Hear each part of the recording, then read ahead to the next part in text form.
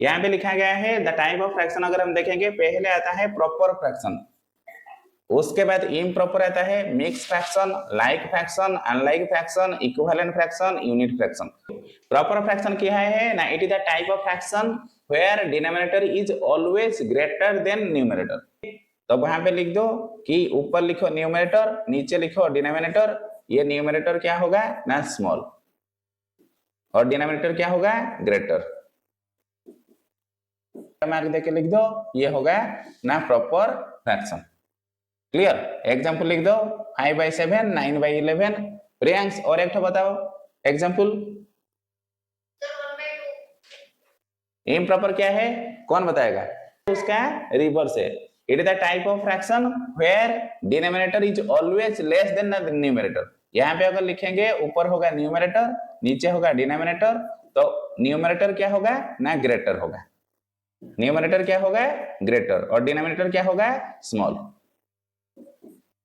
Mix fraction क्या होगा ना, it is the type of fraction which consist of a whole number. मतलब एक फ्रैक्शन लिखेंगे, उसके लेफ्ट साइड में क्या होगा ना एक होल नंबर रहता है, और उसके साथ एक प्रॉपर फ्रैक्शन यहाँ पे ऐड होके रहता है। जैसे एक एग्जांपल 5 होल 1/4। ये जो लेफ्ट साइड में रहता है वो होल नंबर, इसलिए पढ़ेंगे 5 होल 1/4। समझ में आ गया? 1/4 को तो वैसे ही पढ़ते हैं 1/4। ये 5 को कैसे पढ़ेंगे ना 5 होल 1/4। 5 होल 1/4 लिखा गया है, इसे हम कैसे लिख सकते हैं ना 5 प्लस 1/4 ये लिख सकते हैं। एक बात बताओ, अगर यहाँ पे मैं लिखूंगा कि 2 होल 3/4 प्लस 1/4, इसका वैल्यू कितना होगा जल्दी बताओ। ये अगर मैं लिख दूंगा, ये जो 2 होल 3/4 को अगर मैं लिखूंगा 2 प्लस 3/4, कुछ प्रॉब्लम होगा किसी का? चलो इन दोनों को ऐड कर दो, कितना होगा बताओ तो। 4/4 मतलब कितना है, तो ये 2, ये टोटल होल का 1 होगा। क्लियर? तो कितना हो रहा है आंसर? तो ये क्या होगा आंसर 3 होगा। क्लियर? होल 1/7 प्लस 3/7 प्लस 3/7, ये कितना होगा? क्योंकि यहाँ पे 5 होल 1/7 को मैं क्या लिख सकता हूँ 5 प्लस 1/7। ये अगर सभी को ऐड करूंगा, ये कितना होगा 3 प्लस 3, ये प्लस 1 हो गया, कितना हुआ 7। तो 7/7 लिखूंगा मतलब कितना होगा, ये टोटल को अगर ऐड करूंगा 1 होगा। ये 5 था, ये प्लस 1 इक्वल टू कितना होगा 6 होगा आंसर। जैसे पकड़ लो 9 होल 3/8 है प्लस 2 होल 5/8 है। अभी करो पहले, ये 9 होल 3/8 को हम क्या कर सकते हैं 9 प्लस कर सकते हैं। ये 2 होल 5/8 को 2 प्लस कर सकते हैं। यहाँ पे जो होल नंबर है पहले वो होल नंबर को ऐड कर दो। ये 9 ये प्लस 2 कितना हो गया 11 हो गया। अभी लिखूंगा मैं 3/8 और 5/8, इन दोनों को अगर ऐड करना है तो कितना होगा 8/8 होगा। 8/8 मतलब कितना है 1, तो 11 प्लस 1 हो गया, तो कितना होगा आंसर 12। फ्रैक्शन क्या होता है ना, the type of fraction which have same denominator.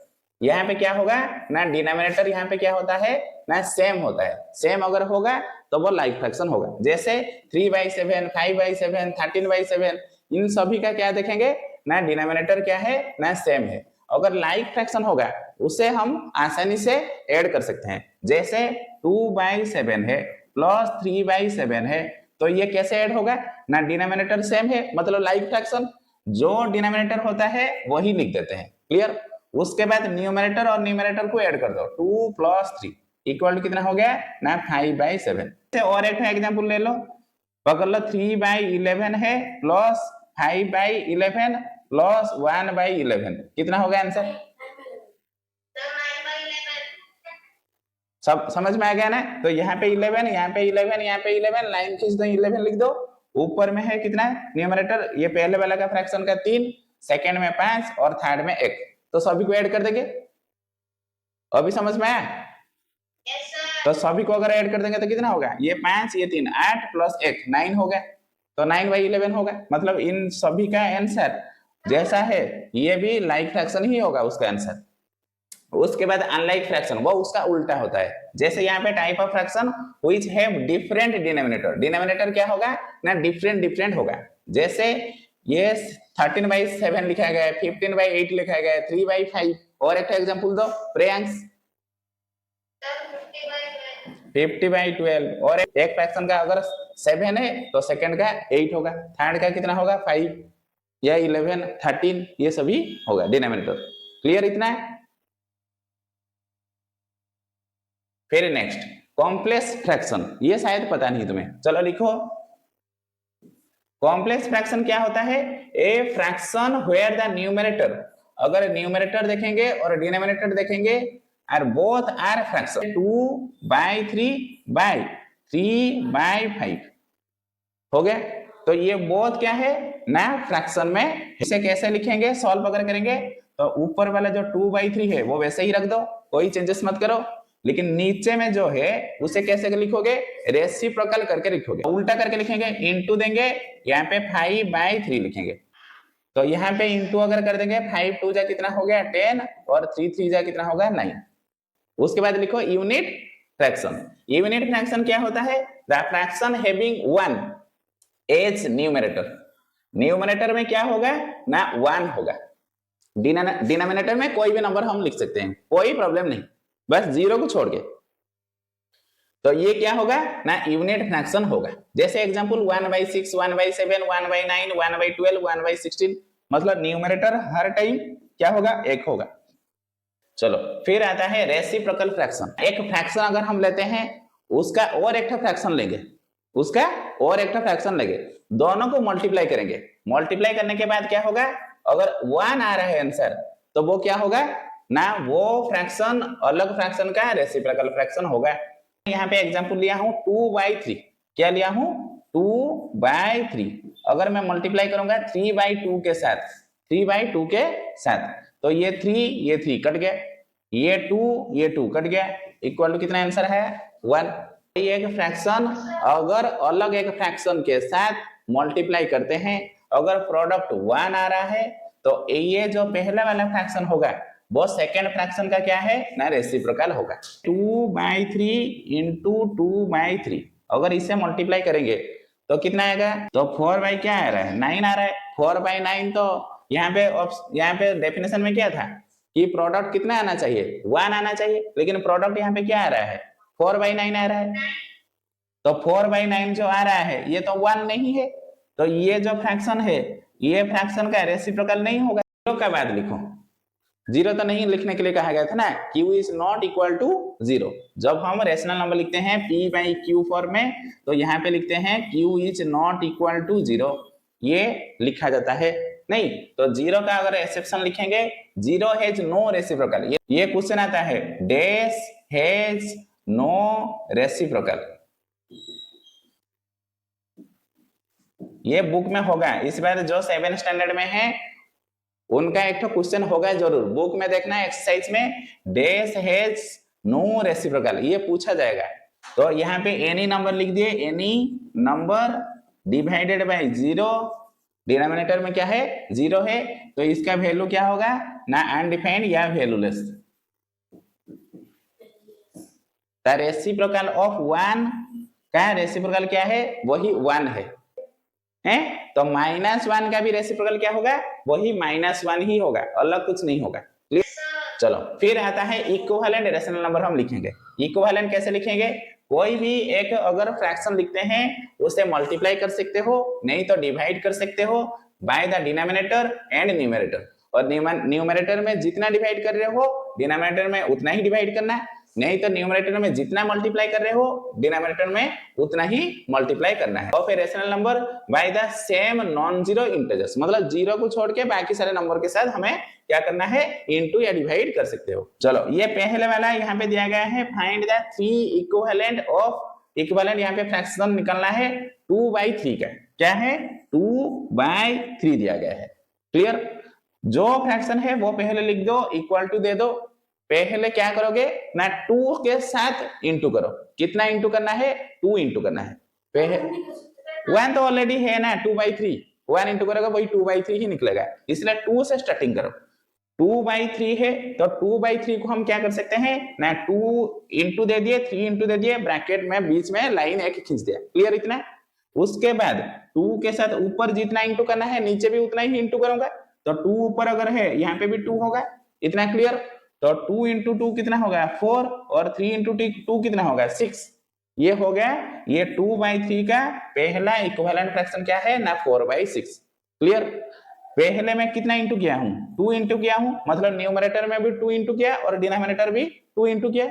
Second case में क्या करूंगा, वही 2 लिखूंगा इंटू दूंगा और 3 लिखूंगा इंटू दूंगा, क्लियर।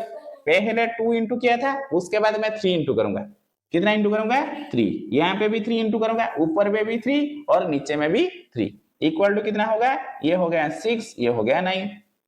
हमें क्या कितना निकलना था 3 निकलना था, और अभी मेरा 2 हो गया, ये वाला एक और ये वाला एक।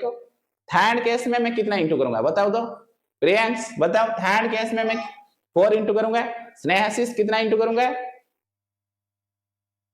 4, चलो इंटू करके बताओ कितना आंसर होगा। फाइंड द 3 इक्विवेलेंट फ्रैक्शन यहाँ पे निकालना है 8/11 का, 16/22, उसके बाद सेकंड 24/33, कितना है 32/44, हो गया अच्छे से। मतलब पहले वाले में हम 2 इंटू किए हैं, थर्ड में हम 3 इंटू किए, और फोर्थ में हम क्या कितना इंटू किए हैं 4। चलो ये माइनस में दिया गया है, यहाँ पे 5 निकालने के लिए कह रहा है। पहले वाला का कितना निकला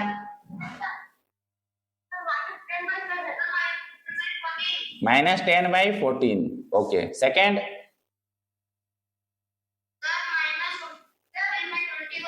-15/21, ओके। Third -20/28, okay. फोर्थ 25/35, उसके बाद -30/42। Standard form. A rational number is said to be the standard form if its denominator is a positive integer and the numerator and denominator having no common factor other than 1. कोई एक हम fraction लेते हैं या rational number लेते हैं, उससे अगर हम क्या करेंगे ना डिवाइड करेंगे, तो वो क्या होगा ना उनका फैक्टर अदर देन 1 का छोड़ के और कुछ नहीं होगा, तो वो बनेगा क्या है ना स्टैंडर्ड फॉर्म उसका बन सकता है। जैसे एग्जांपल यहाँ पे दिया गया है 18/12 दिया गया है, कितना है 18, डिनोमिनेटर कितना है 12, तो यहाँ पे जो 18 होगा और 12 होगा, इन दोनों का हम क्या निकालेंगे HCF, 18 और 12 HCF अगर निकालेंगे तो यहाँ पे 2 डालो, यहाँ पे कितना होगा 9, यहाँ पे कितना होगा 6, फिर यहाँ पे 3 डालो, यहाँ पे कितना होगा 3, और यहाँ पे कितना होगा 2। के साइड में जो रहता है वो सभी होते हैं HCF, तो यहाँ पे HCF कितना निकला ना 2 इंटू 3 इक्वल टू कितना हुआ 6। तो अभी क्या करेंगे ना, ये जो 18 है डिवाइड करेंगे HCF के साथ, मतलब 6 के साथ, और यहाँ पे 12 है डिवाइड करेंगे 6 के साथ, आंसर कितना आएगा ना 3/2। और एक नंबर करो, ये समझ में आएगा। Find the standard form of 16/24 दिया गया है, कितना दिया गया है 16/24। यहाँ पे अगर लिखेंगे 16 और यहाँ पे क्या है 24, तो यहाँ पे 2 डाल दिया, यहाँ पे कितना हुआ 8, ये हो गया 12, फिर यहाँ पे 2 डाला, यहाँ पे हो गया 4, यहाँ पे हो गया 6, फिर 2 यहाँ पे 2 होगा, यहाँ पे 3 होगा, और तो नहीं होगा। लेफ्ट साइड में जितने सारे हैं वो सभी HCF है। HCF इक्वल टू कितना हुआ ना 2 इंटू 2 इंटू 2 इक्वल टू कितना हो गया 8। फिर यहाँ पे जो HCF निकला है ये 16 के साथ हम डिवाइड करेंगे, और यहाँ पे 24 के साथ भी डिवाइड करेंगे, तो 16 के साथ डिवाइड करेंगे तो कितना आएगा 2, और 24 के साथ 8 अगर डिवाइड करेंगे तो कितना आएगा 3, तो 2/3 तो आ रहा है। Find the standard form of 160/130, तो यहाँ पे एक 0, यहाँ पे एक 0 है, काट दो उसे, और तो नहीं कट रहा है कोई भी एक नंबर के साथ, तो यहाँ पे आंसर कितना आएगा 16/13। चलो यहाँ पे अगर कंपेयर करेंगे, कंपेयर मतलब क्या करेंगे ना, दो ठो यहाँ पे नंबर दिया जाएगा, एक फ्रैक्शन दिया जाएगा, उससे हमें क्या करना है, कौन बड़ा है या कौन छोटा है वहां पे आइडेंटिफाई करना है। पहला क्वेश्चन क्या है ना, अगर देखेंगे -1/4 एंड 0 क्या बड़ा होगा, सेकेंड में कौन सा वाला बड़ा होगा 1/4, क्योंकि ये पॉजिटिव है। पहले क्या है ना, फ्रैक्शन दिया गया है 2/5, मतलब ये पॉजिटिव में है, ये क्या है पॉजिटिव में है, क्लियर, ये पॉजिटिव फ्रैक्शन हो गया। न्यूमरेटर इसका कितना है 2 और डिनोमिनेटर कितना है 5, क्लियर, मतलब न्यूमरेटर जो है वो स्मॉल है और डिनोमिनेटर क्या है ग्रेटर। न्यूमरेटर इज स्मॉल और डिनोमिनेटर क्या होगा ग्रेटर होगा।